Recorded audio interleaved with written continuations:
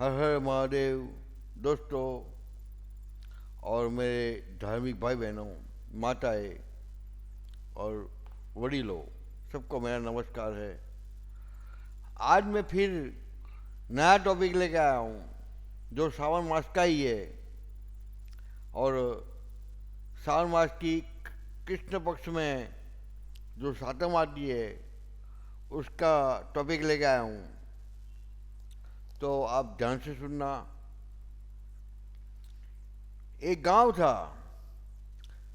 वहाँ माता को ऐसा हुआ कि मुझे कौन मारता है, कौन नहीं मानता है। वो देखने के लिए माता ने बुढ़िया का रूप ले लिया और गांव में देखने के लिए निकल पड़े। तब एक औरत थी, वो चावल बनाने के बाद पका हुआ चावल का जो पानी निकल रहा है गरम, उसको बीजे माले से नीचे डालने लगी। उसी समय पे वो माता जी थे जो घड़ी वृद्धा के रूप में थे, उनके पर गिरा और गर्म पानी की वजह से वृद्धा को सब फोड़े हो गए। और बुढ़ी माता जी चिल्लाने लगे, मैं जल गई, सब भागने लगी। किसी को माता को आसरा नहीं दिया, आगे आगे चलती गई। वहाँ एक गरीब कुम्हार थी, कुम्हार जो मटका बनाते वो। तो उसने बुलाया कि माँ जी ये क्या हुआ, यहाँ बैठ जाओ, कुछ भागो मत, यहाँ मेरे पास बैठ जाओ, मैं आपको सब अच्छा करती हूँ। कुम्हार ने बुला के माता जी को बोला कि यहाँ बैठ जाओ। कुम्हार नीचे माता जी है, नीचे बैठ गए कुम्हार के घर आंगन में। तब कुम्हार ने नया मटका वाला पानी दिया, तो ठंडा था, वो माता के सर पर डाल दिया। माता की जो जलन थी थोड़ी शांत हो गई। और बाद में कुम्हार को जो आता था, जड़ी बूटी थी, वो लगा दी। फिर माता है बोला कि माता जी मेरे पास कुछ नहीं है, सिर्फ खाने के लिए रात की ठंडी खीर है वो पड़ी है।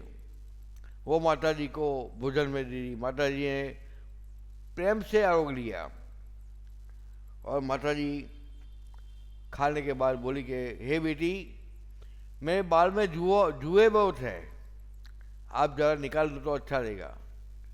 कुम्हार बोला अवश्य माता जी, मैं आपका बाल देखती हूँ। कुम्हार बाल देखने के लगने लगी।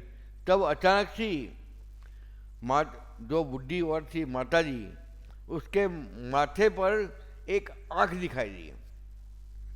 वो बूढ़ी औरत मन में सोचने लगी कि औरत नहीं है, कोई चुड़ैल है या भूत प्रेत है। माता जी मन में समझ गए कि ये मुझसे डरने लगी है। तब माता जी ने बोला कि बेटी डरो मत, मैं भूत प्रेत कुछ नहीं हूँ।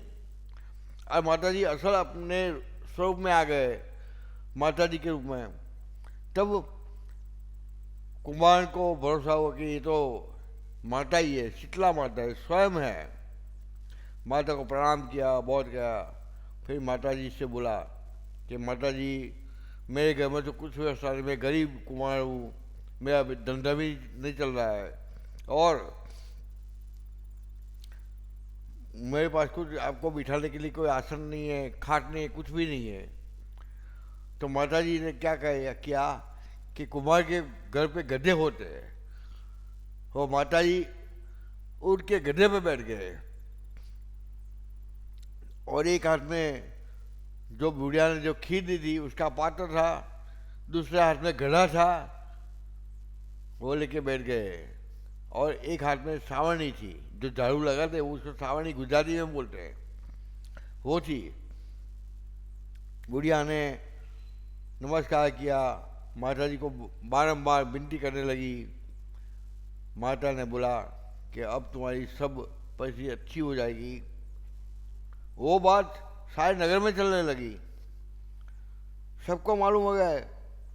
तब माता जी ने बोला कि जिसने मुझे आसरा नहीं दिया है उसका घर जल जाएगा। लेकिन तुम एक काम करना, तेरा घर है ना, जो तूने मुझे जो ठंडा पानी डाला था, वो पानी तुम्हारी तुम्हारी झोंपड़ी पे छिटक देना, सब जल जाएगा लेकिन तुम्हारा घर नहीं जलेगा। बुढ़िया ने ऐसे ही किया और जो माता जी का नहाया हुआ पानी था वो झोंपड़ी में छिड़क दिया। गांव में सबके घर जल गए लेकिन सिर्फ बुढ़िया का घर ऐसा ही राजा को मालूम पड़ा। और राजा बुढ़िया के पास आके पूछने लगे, ये बुढ़िया ये क्या हुआ है, सबके घर जल गए तुम्हारा नहीं जला? तो बुढ़िया ने बोला कि ये तो शीतला माता स्वयं आए थे, उन्होंने मुझे आशीर्वाद दिया है।